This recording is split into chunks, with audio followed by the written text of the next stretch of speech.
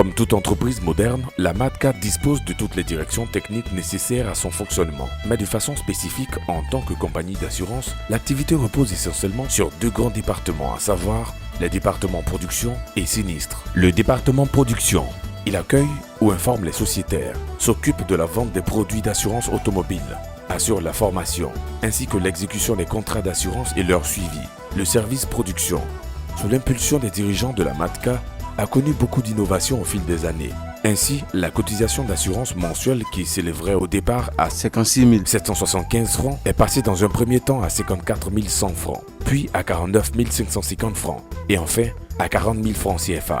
Mieux encore, conformément aux nouveaux tarifs automobiles élaborés de concert avec l'ASACI et approuvés par la Commission régionale du contrôle des assurances, CRCA, qui est entrée en vigueur le 1er janvier 2004, la cotisation mensuelle devrait s'élever à 42 700 francs.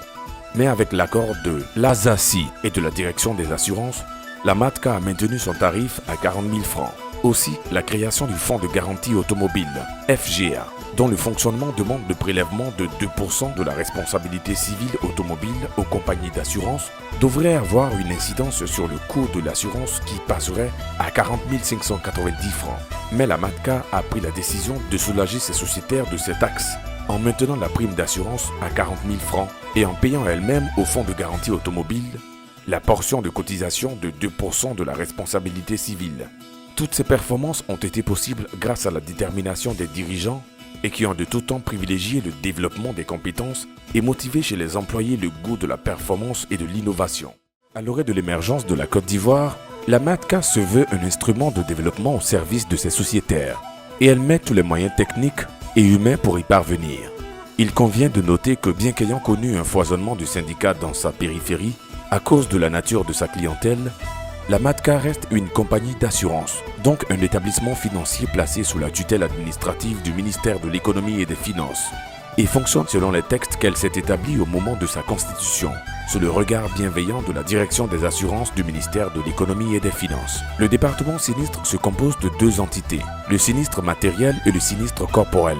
Le sinistre matériel concerne tout accident intervenu entre deux ou plusieurs taxi-compteurs ou entre un taxi-compteur et un ou plusieurs autres véhicules ou entre un taxi-compteur et un objet fixe ou mobile qui n'a entraîné que des dégâts matériels sans aucun blessé. Quant au sinistre corporel, il s'agit de tout accident dans lequel est impliqué un taxi-compteur et ayant entraîné des blessures physiques. Dans les deux cas, le département sinistre est chargé de recevoir les déclarations d'accident ou de sinistre et les dossiers d'accident des sociétaires et des compagnies adverses, affecter un numéro de dossier et ouvrir pour chacun une chemise dans laquelle sont rangés les justificatifs, déclaration d'accident, constat d'accident de la police ou PV de gendarmerie ou constat d'huissier, facture de réparation, en ce qui concerne les sinistres matériels. Pour les sinistres corporels, il s'agit du constat d'accident de la police, constat d'huissier, rapport d'intervention des sapeurs-pompiers, demande de transaction, certificats médicaux, justificatifs de frais médicaux, etc. Le département sinistre a également en charge l'étude technique des dossiers, l'exercice de recours envers la compagnie adverse pour le compte du sociétaire, l'indemnisation des victimes, l'inventaire annuel des sinistres pour en dresser un bilan. En vertu des textes à la fin du mandat du premier PCA, à Kaboné-Sébatien en 1999, soit 10 ans après la création de la MATCA, un deuxième conseil d'administration conduit par son vice-président, Kassoum Koulibaly, voit le jour. L'année suivante, un autre conseil présidé par Angaman Kofi Kie Benjamin préside aux destinées de la mutuelle. Mais pas pour longtemps puisque seulement 9 mois après, l'équipe de Kassoum Koulibaly se réinstalle.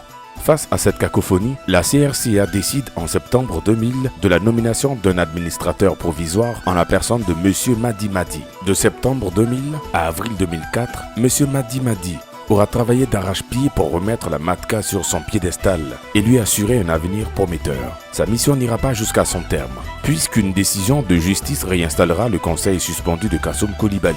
Cette décision sera par la suite entérinée par la CIMA. Mais ce conseil sera de courte durée, puisque la CRCA, au vu des incompréhensions entre les dirigeants, procédera à la nomination d'un deuxième administrateur provisoire, en la personne de M. Anan Seka. Tout au long de son parcours, dirigeant après dirigeant, conseil après conseil, la MATCA élabore et met en exécution un plan de développement axé sur l'accroissement des investissements et des placements. À ce titre, plusieurs biens immobiliers sont acquis, notamment l'immeuble KM, dans le cœur de la commune du Plateau, qui abrite le siège du conseil d'administration, et l'immeuble Lamblin sur la Belle Lagunaire dans la même commune des Affaires du Plateau, ainsi que plusieurs terrains nus dans la ville d'Abidjan.